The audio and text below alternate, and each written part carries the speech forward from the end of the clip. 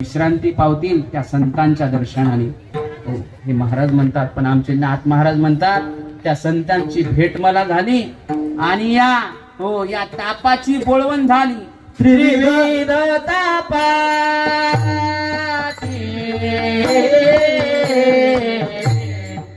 झाली बोळवण.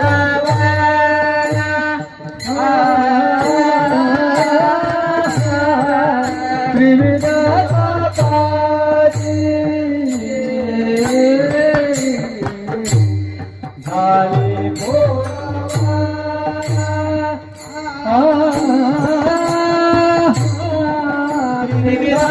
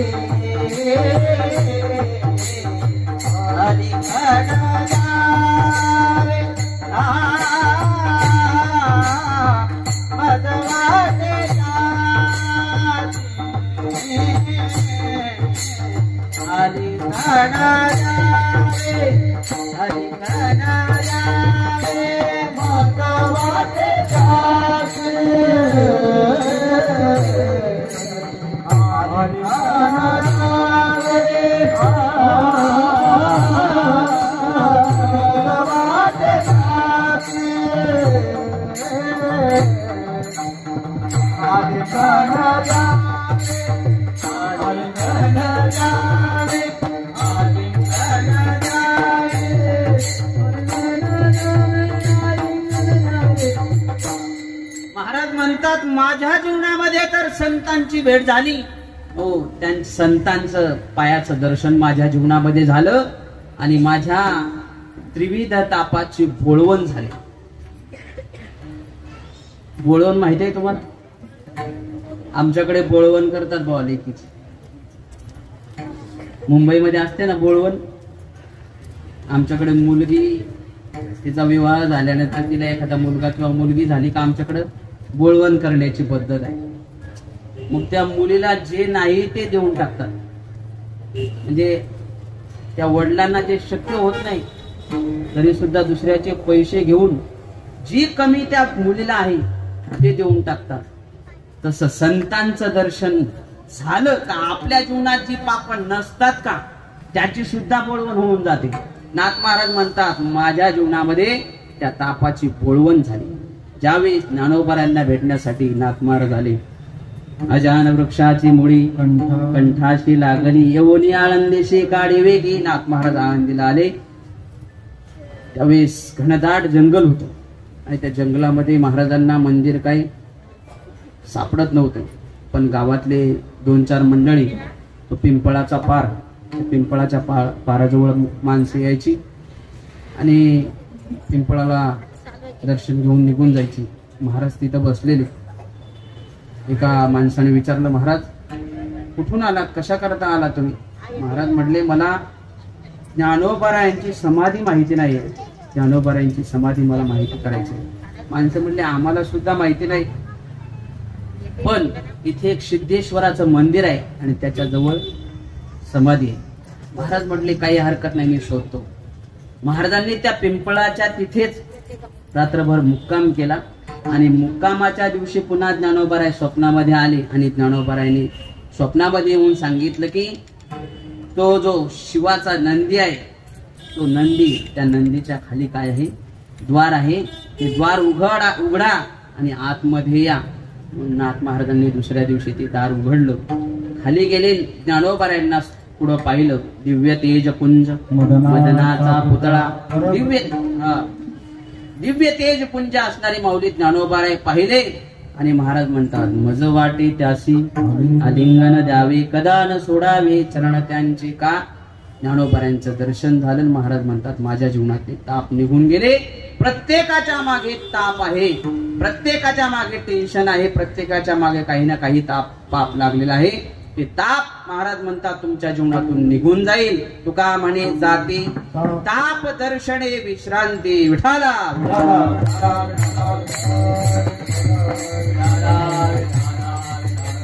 कुंडली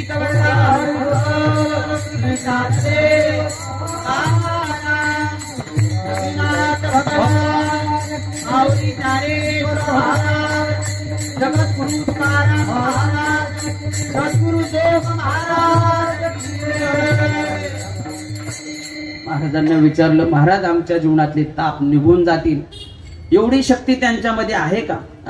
महाराज म्हटले अहो त्यांचं सर्व जीवन निर्मळ आहे. त्यांच्या जीवनामध्ये कुठल्याही प्रकारचे पाप किंवा ताप त्यांना शिवत नाही. त्यांचं जीवन हो एखाद्या नदीच्या पाण्यामध्ये, गंगेच्या पाण्यासारखं निश्चळ आहे आणि त्यांच्या जीवनामध्ये कुठल्याही प्रकारचं त्यांना पाप किंवा ताप त्यांना ताप देत नाहीत. म्हणून त्या संतांचं जीवन कसं आहे ते अभंगाच्या 3ऱ्या चरणामध्ये सांगतात.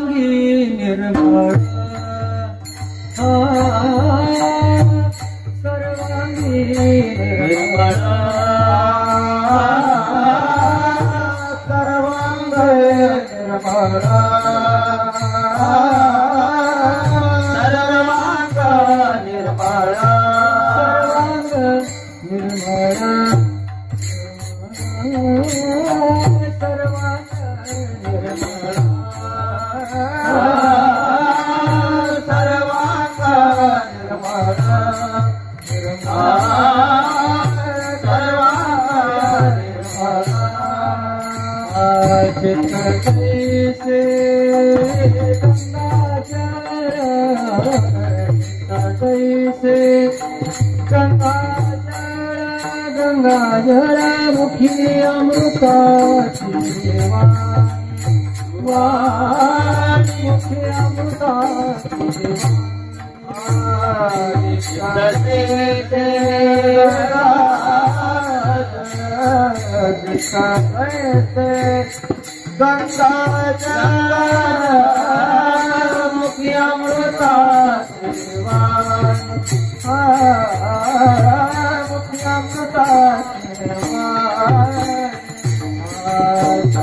सर्वांगी निर्मला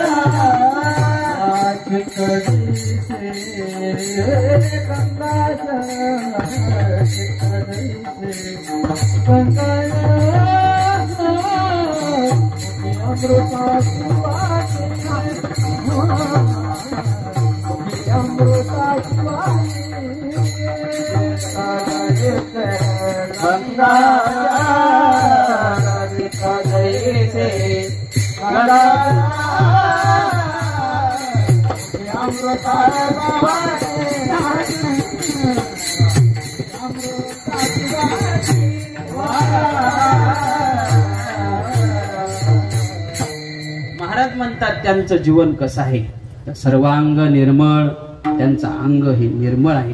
कसं, ज्यांच्या जीवनामध्ये कोणत्याही प्रकारचे दोष नसतात त्यांचं अंग निर्मळ असतं. संतांचं अंग हे निर्मळ आहे. गंगेपेक्षा संतांचं अंग हे निर्मळ आहे. उलट गंगा त्यांच्यापाशी निर्मळ होण्याकरता येतात. महाराज म्हणतात पुंडलिकाजवळ सगळे तीर्थ येतात. केव्हा? माध्यान्ह काळी. सगळ ही तीर्थे माध्यान्ह काळी येती पुंडलिका जवळी, करीती स्नान आंघोळी वंदिती चरण. हो, संतांचं चरण वंदून गंगा सुद्धा निर्मळ होतात.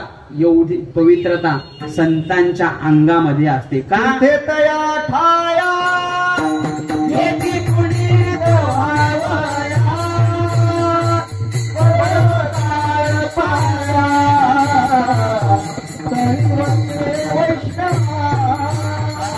तीर्थे तया ठाया येती पुढील दोहावया, पर्वताळ पाया.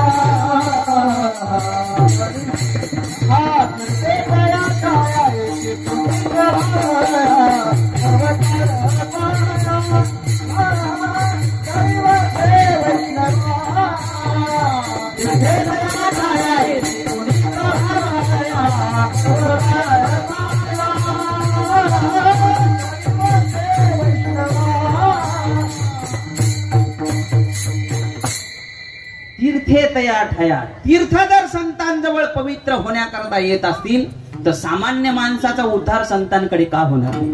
आपलं जीवन का निर्मळ होणार नाही? माऊली ज्ञानोबारायांना एकदा भेटा, आपलं जीवन निर्मळ झाल्याशिवाय राहणार नाही. तुकोबारायांचं दर्शन एकदा घ्या, आपलं जीवन पवित्र झाल्याशिवाय राहणार नाही.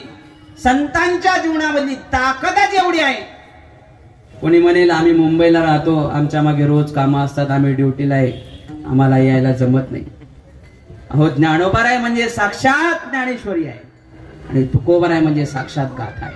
गाथ्याचं दर्शन घ्या, ज्ञानेश्वरीचं दर्शन घ्या. ज्ञानोबाराय तुकोबाराय भेटल्याशिवाय राहणार नाही. अशी अनेक मंडळी महाराष्ट्रामध्ये आहेत ज्यांना वाचता येत नव्हतं, त्यांनी फक्त ज्ञानेश्वरीच्या ओवीवर बोट ठेवलं, ते आज मंडळी ज्ञानेश्वरी वाचतात. हो, असे अनेक उदाहरण आहेत. 5 वर्षाचा मुलगा ज्ञानेश्वरी गाथा मुखोद्गत करतो. काय नवल आहे.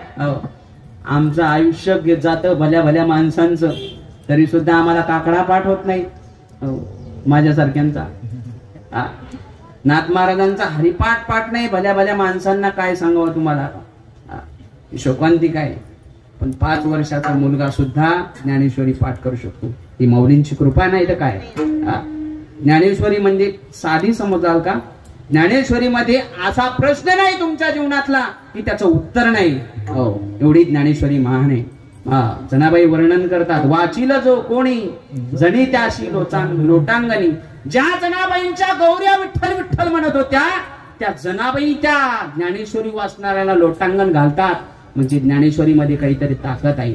ज्ञान होय मुडा अति मूर्ख त्या दगडा. हो, अति मूर्खाला सुद्धा ज्ञान, दगडाला सुद्धा ज्ञान होण्याची ताकद कशामध्ये? ज्ञानेश्वरीमध्ये आहे. दगडाला म्हणजे तुका म्हणे ऐशी बुद्धी ज्याची जड, त्याहून दगड बरे देवा. हे दगड म्हटलेलं आहे विठाला. दगडापेक्षा ज्याची बुद्धी जड आहे त्याला सुद्धा माऊली ज्ञानोबाराय ज्ञानी करतात. ही संतांच्या दर्शनाची ताकद आहे, ही संतांच्या अंगाची ताकद आहे, ही संतांची पवित्रता आहे. महाराज म्हणतात त्यांचं जीवन निर्मळ आहे. कसं निर्मळ आहे? सर्वांग निर्मळ, चित्त जैसे गंगाजळ. संतांचं जीवन चित्त, संतांचं जीवन निर्मळ आहे, संतांचं चित्त निर्मळ आहे. तुकोबारायांचं चित्त निर्मळ होतं म्हणून तर महाराज जेव्हा भजनाला बसायचे भंडाऱ्या डोंगरावर, गोराडेश्वरवर, रामचंद्रावर, त्यावेळेस पशु पक्षी महाराजांच्या अंगा खांद्यावर खेळायचे. आणि आपल्याला पाहिलं का माणसं लांब पडून जातात. आता काय सांगावं, आपलं जीवन निर्मळ नाही याचा अर्थ आपल्या जीवनात काय आहे? दोष आहेत. आपल्याला पाहिलं का लोक लांब जातात याचा अर्थ असा आहे आपल्यामध्ये काहीतरी दोष आहे, नाही का? जर आपल्या जवळ लोक येत असतील तर आपलं जीवन निर्मळ आहे, आणि आपल्या जर लोक लांब जात असतील तर आपल्यामध्ये काहीतरी दोष आहे. महाराजांचं जीवन निर्मळ होतं. हो, म्हणून तर रामेश्वर भट्टांना चित्त शुद्ध तरी शत्रू मित्र होती, व्याघ्रहीन खाती. रामेश्वर भट्टांना उपदेश करावा, आपल्याला सुद्धा उपदेश केला. तुका म्हणे चित्त करारे निर्मळ येऊनी गोपाळ राहे तेथे. चित्त निर्मळ झालं का भगवान परमात्मा आपोआप आपल्या हृदयात येतो. तसं संतांचं जीवन हे निर्मळ आहे. संतांचं जीवन हे निर्मळ आहे. महाराज हे निर्मळ जीवन करण्याकरता काय करतात ते संत, ते अभंगाच्या दुसऱ्या चरणामध्ये हे अमृताचे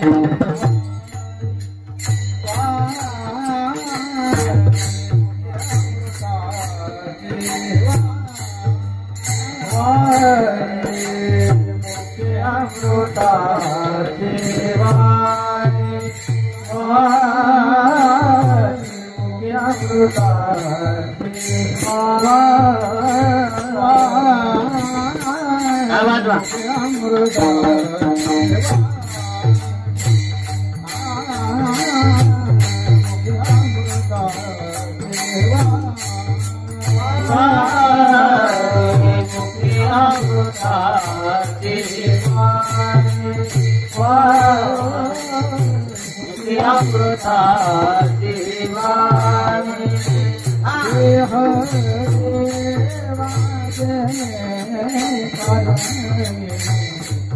देह देवाचे कारणी मुखे अमृता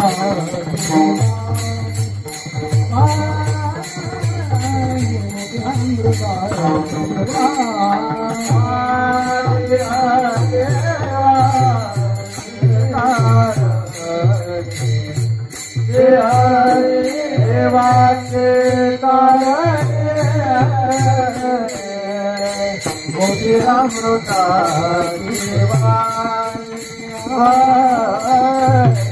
अमृता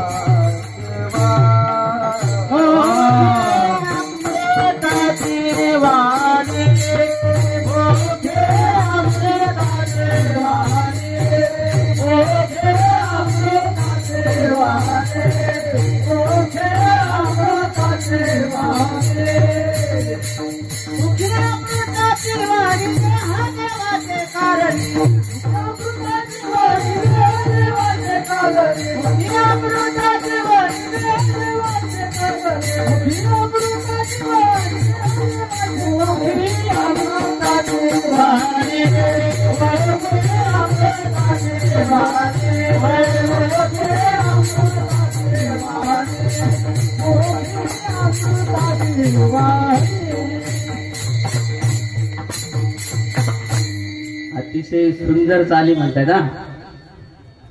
थोडीच तोड चाली आहे. पहिली चाल थोडी खाली झाली का दुसरी उंच झाली म्हणजे जरा बरं वाटतं नाही का, म्हणजे उठावदार वाटतं जरा नाही का.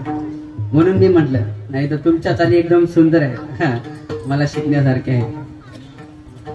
महाराज म्हणतात मुखी अमृताची वाणी देह देवाची कारणी. ते संत आपलं चित्त निर्मळ होण्याकरता काय करतात तर महाराज म्हणतात मुखी अमृताची वाणी. अमृतासारखं गोड असणार भगवंताचं नाम, अमृतापेक्षाही गोड असणार. अमृता होणे गोड नाम तुझे देवा, त्यापेक्षा गोड असणार ते भगवान परमात्म्याचं नाम ते रात्रंदिवस आपल्या जीवनात जपतात. आणि असाही एक अर्थ होतो मुखी अमृताची वाणी, म्हणजे दुसऱ्याला जरी बोलायचं असलं तरी अमृताच्या वाणीपणे बोलतात. जसं माऊली सांगतात चाच आणि मितुले आणि शब्द जैसे कल्लोळ अमृतासारखे बोल.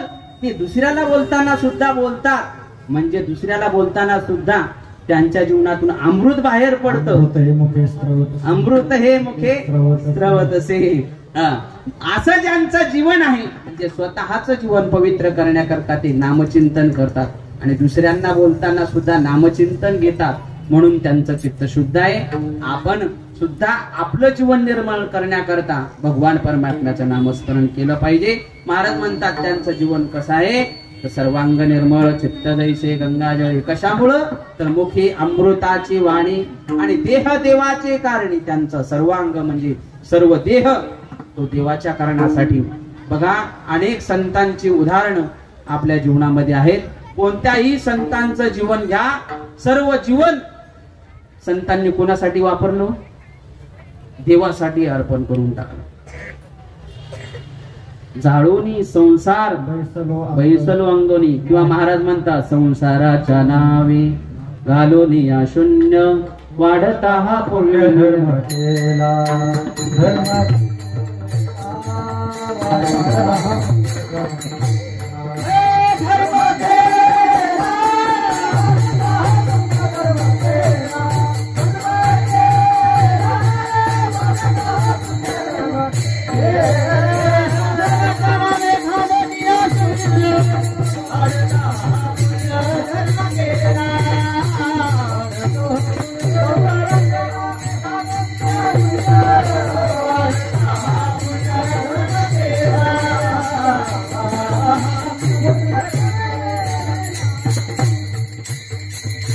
संतांनी आपल्या संसाराची राख रांगोळी करून भगवान परमात्म्याचं नामस्मरण अखंडित जीवनामध्ये घेतलं.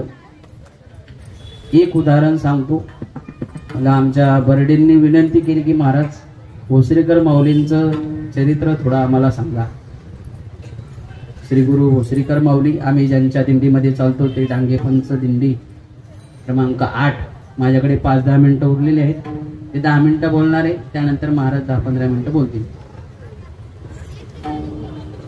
श्री गुरु महाराजांच्या मुखातून मला काही ऐकायला भेटलं आणि माऊली ज्या गावचे ती भोसरी गाव, त्या गावातल्या लोकांनी छोटंसं चरित्र छापलेलं आहे, त्याच्यातून काही मी वाचण्याचा प्रयत्न केला.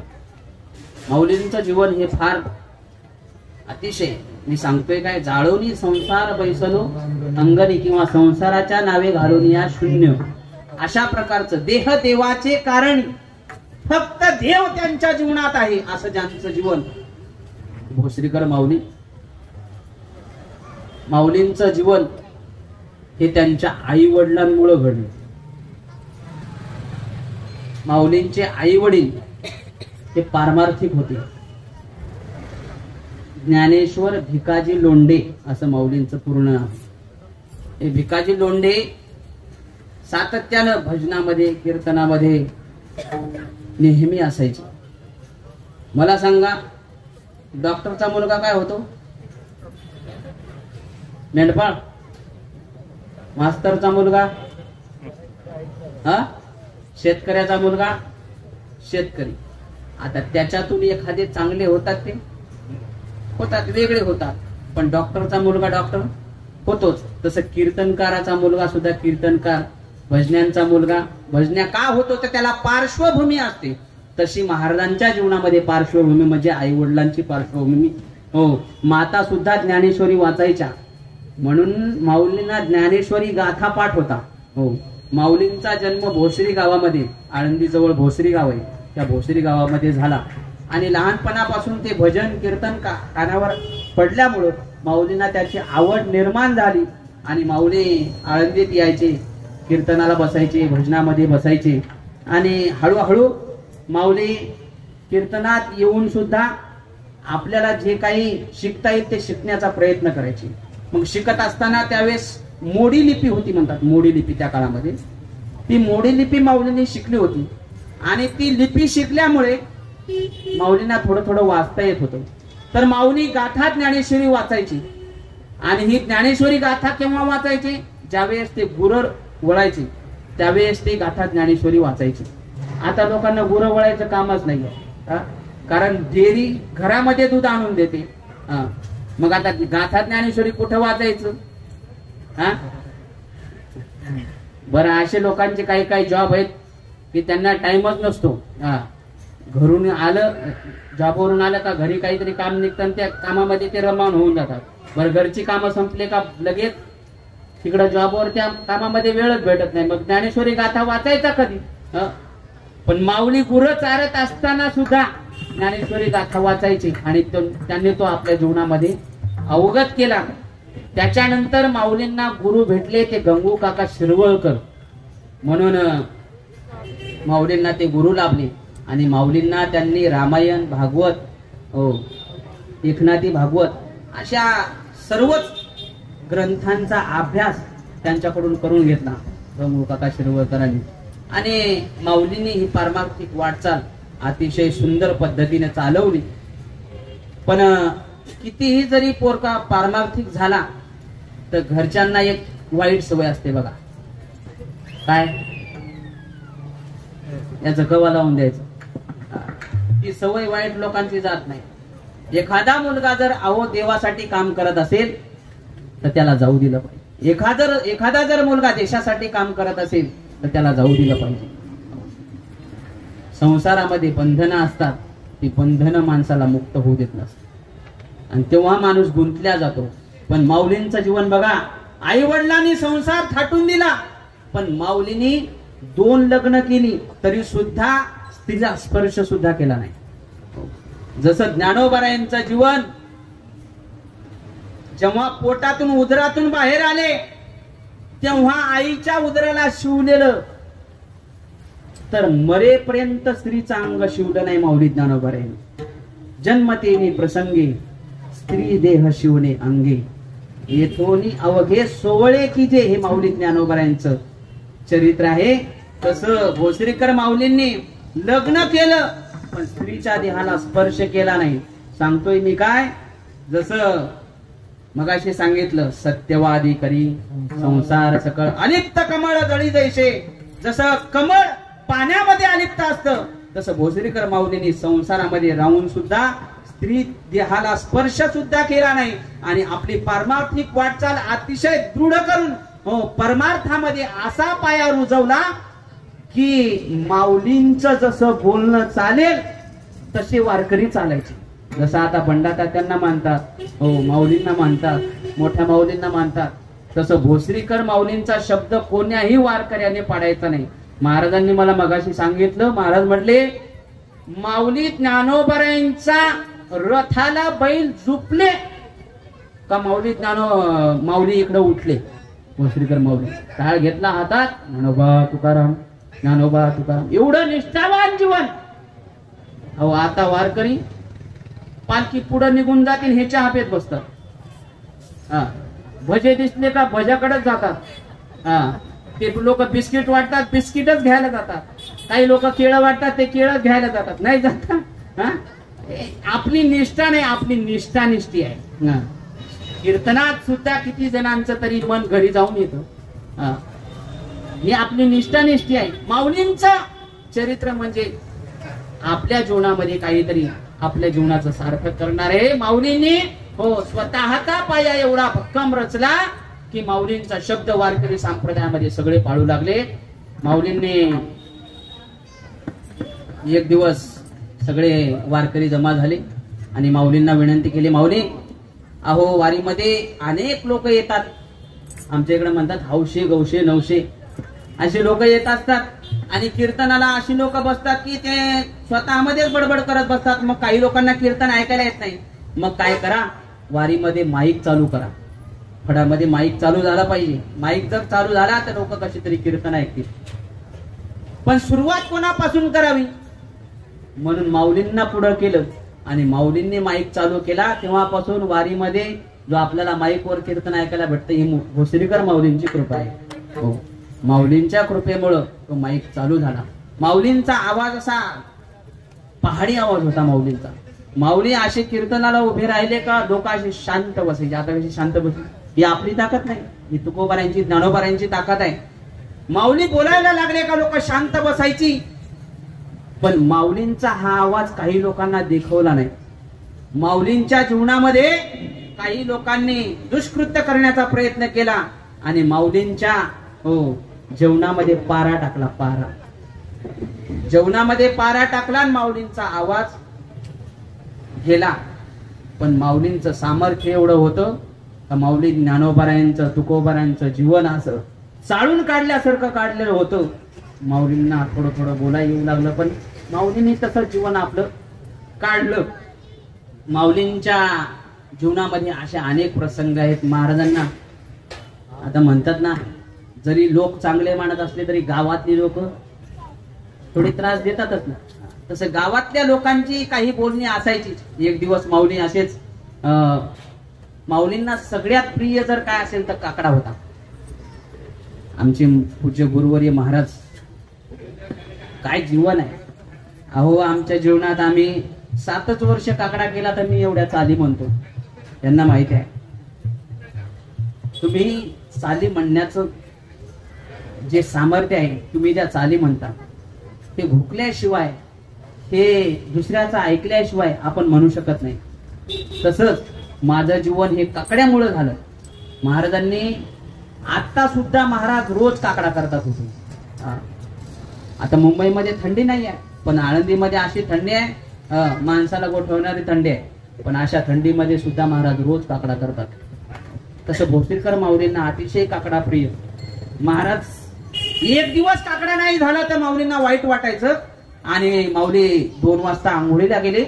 भोसरी गावातली गोष्ट सांगते मी, गावातल्या लोकांना काही पाहवत नाही. 2 वाजता आंघोळीला गेले आणि गावातल्या लोकांनी, एका माणसाने पोलिसांना जाऊन सांगितलं, हा माणूस 2 वाजता आंघोळीला जातो, काय पद्धत आहे का? कोणी सांगितले 2 वाजता आंघोळ करायची? जा त्याला पोलीस स्टेशन मध्ये टाका. माऊलींना पोलिसांनी धरलं, पोलीस स्टेशन मध्ये टाकलं. सकाळ झाली. सकाळ झाल्यावर ग्रामपंचायतचे सदस्य, त्या काळात कोणी असते ते सदस्य आले आणि त्यांना माऊलींचं जीवन माहिती होतं. माऊलींचं जीवन किती पवित्र आहे, कसं चांगलं आहे, ते सगळं माहिती होतं. म्हणून त्यांनी पोलिसांना सांगितलं, अहो माऊलींकडून काही दोष झालेला नाही आहे, माऊलींचं ते जीवन आहे. अहो एखादा साधू साधना करत असेल तर त्याला आपण काय केलं पाहिजे? आधार दिला पाहिजे, त्याला मागं खेचलं नाही पाहिजे. पण आपल्या भारतामध्ये अशी सवय आहे, एखादा जर पुढे जात असेल तर त्याला मागे खेचण्याची पद्धत आहे. तसं माऊलींना त्या गावातल्या लोकांनी मागे खेचण्याचा प्रयत्न केला, पण त्या ग्रामपंचायत सदस्यांनी सांगितलं माऊलींचं जीवन पवित्र आहे, माऊली त्यांची साधना करतात, कोणाला त्रास देत नाहीत. आणि त्यांनी माऊलींना बाहेर काढलं. माऊली काही चूक झाली असेल तर क्षमा करा माऊली आम्हाला, आणि तुम्ही तुमच्या स्थळाकडे जा. माऊली क्षमा करा म्हटल्या. माऊलींनी त्यांचे हात धरले आणि माऊली म्हणतात, ऐका. माऊली काय म्हणतात, काय साधना माणसाच्या जीवनात असली पाहिजे. माऊली म्हणतात, अरे दुसरं काही नाही, आज माझ्या देवळातला माझ्या पांडुरंगाचा काकडा चुकला माझ्याकडून. ते माऊलींचं जीवन, असं जीवन माऊलींनी जगलं. आणि असे भोसरीकर माऊली, त्यांच्यामुळं आज डांगेपंच धर्मशाळा आहे, त्यांच्यामुळं त्यांची दिंडी आहे. आजही डांगेपंच वारकरी माऊलींचा नियम तोडत नाही. माऊली असं म्हणतात, महाराजांनी सांगितलं मला की माऊली ज्यावेळेस म्हणायची, एखादा जर मागच्याचा शब्द चुकला तर त्याला नाना प्रकारचे बोल बोलायचे. असं माऊलींचं जीवन होतं.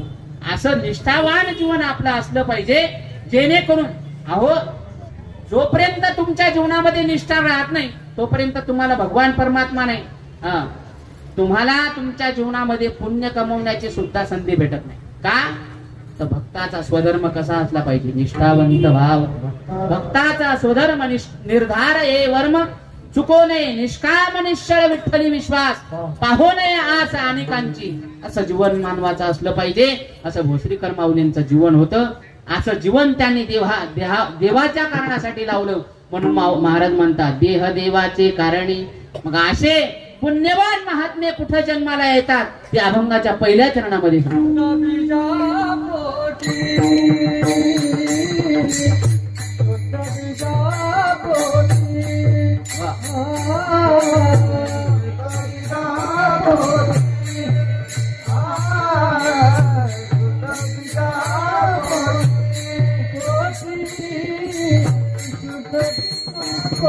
आवाज वाटा.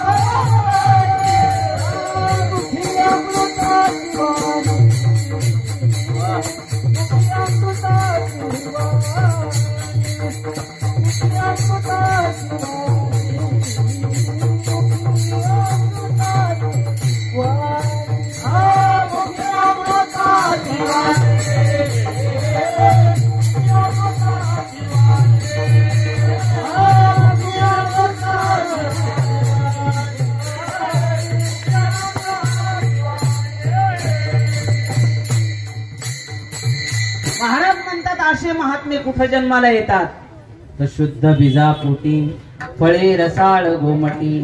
जसं बीज असेल तशी त्याला फळं लागतात. अशी महात्मे जन्माला येण्याकरता आई वडिलांना सुद्धा तसं पुण्य करावं लागतं. हो, ज्ञानोबारायांच्या आईने 1.25 प्रदक्षिणा घातल्या पिंपळाला, तेव्हा ज्ञानोबाराय जन्माला आले. शिवाजी महाराजांच्या आईने प्रभू रामचंद्रांच्या कथा सांगाव्यात, भगवान श्रीकृष्णाच्या कथा सांगाव्यात, तेव्हा शिवाजी महाराज घडले. आताची आई काय काय बघते सांगायला नको रे बाबा. सगळ्यात महत्वाचे जर मुलांचे गुरु कोण असतील तर ते आई वडील असतात. नंतर वर्गातले गुरु, नंतर गुरुकुलातले गुरु. पण सगळ्यात महत्वाचे जर संस्कार कोण लावत असेल मुलांना तर आई वडील लावत असतात. आपला मुलगा कसा घडावा हे आई वडिलांच्या हातात असतं. आपलं बीज शुद्ध करा, आपल्या सुद्धा पोटी चांगले महात्मे जन्माला आल्याशिवाय राहणार नाही. महाराज म्हणतात गोमट्या बीजाची फळे ही गोमटी. गोमट्या बीज असेल तर फळं सुद्धा त्याला चांगली लागतात.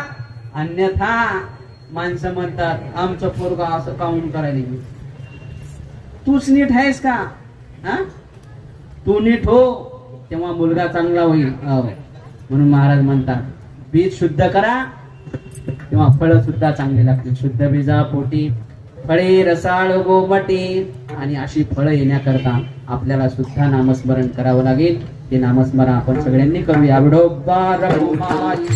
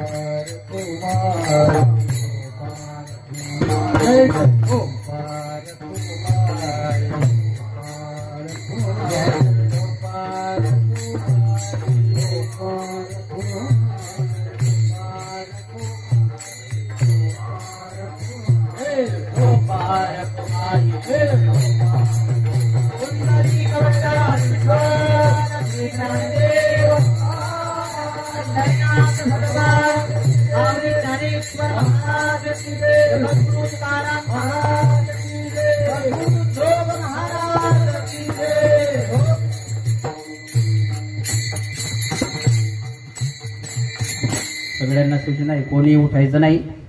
10 मिनिटं महाराज बोलतील. महाराजांचे आशीर्वाद आपल्याला ऐकायचे आहेत. असो झालेली शिवा भगवान श्री ज्ञानोबारायांची